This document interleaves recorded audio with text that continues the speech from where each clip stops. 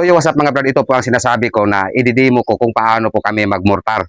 So palala po mga brad, magkaiba po ang mortar at textured. Ang mortar ay DIY po. Ang textured ready mix po. So ito po ang textured. At ang mortar, DIY po to. So ito po ang gagamitin natin sa mortar. So depende na po sa inyo mga brad kung lagyan po ninyo ng textured. Kami dito lagyan po namin ng textured, kunting textured lang. So yan. So yan. Hindi po ito sa pag-promote ng brand na to. Pero ito lang po ang ginagamit namin sa pagmortar. Ito, tiled adhesive. Ito, 1 litro na elastomeric. Ito po ang ihalo. 1 litro na elastomeric. So yan, kiluhin po natin. So yan, 1 kilo na tile adhesive. Ito, stickwell, lagyan natin ng konti. Depende na po sa inyo kung gaano po karami.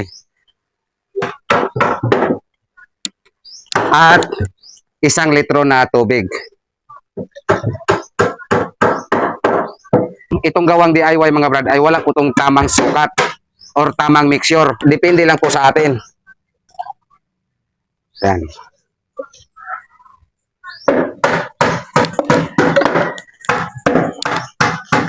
Mas mabuti po mga brad, meron po kayong panghalo tulad nito. Pero kung wala po kayo nito, pwede naman kahit anong bagay po ang pwede ninyong gamitin sa paghalo tulad dito. Lalo na kapag maliit lang po ang imimix niyo, pero kami pang maramihan, so meron po kaming panghalo. This is MCV Cebu Box Maker, owned and managed by Mr. Perry and Jolly Tabulo. Mula noon hanggang ngayon, maaasahan talaga. This is MCV Cebu Box Maker. With contact number 0923-375-3232 or 0916-274-0287. This is MCV Cebu Box Maker. O, saan ka pa? Dito ka na! At mas maganda po mga brad, meron po kayong tulad nito. At especially meron po kayong air compressor. Pero kapag wala naman po kayong tulad nito at wala po kayong compressor, pwede naman kayo gumamit ng textured roller or paint roller. Pero hindi po tulad nito ka-gaspang. Mas madali po to kapag meron po tayong nito. Pero kapag pang sarili lang pong gamit niyo, hindi niyo na po to kailangan. Dahil may kamahalan po to, lalo na po kapag magbili pa kayo ng air compressor. So ang gagawin ninyo, paint roller na lang po or textured roller. Mas madali po kayo mga brad kung meron po kayong ganito. Pero kailangan meron po kayong barena or drill.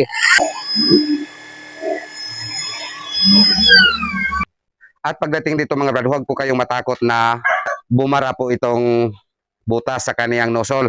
Dahil meron po kayong mapagpilian. Bali 3 po ang pwede niyong mapagpilian kung gaano po kalaki ang butas ang inyong gusto or gaano po kagaspang. So itong sa amin, ito lang po ang number 2. Yung number 3, medyo malaki, medyo makapal po ang gaspang.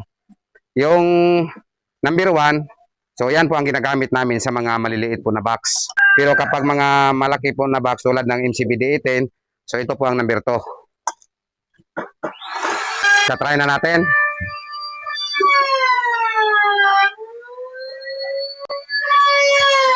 So ngayon, itatry na natin.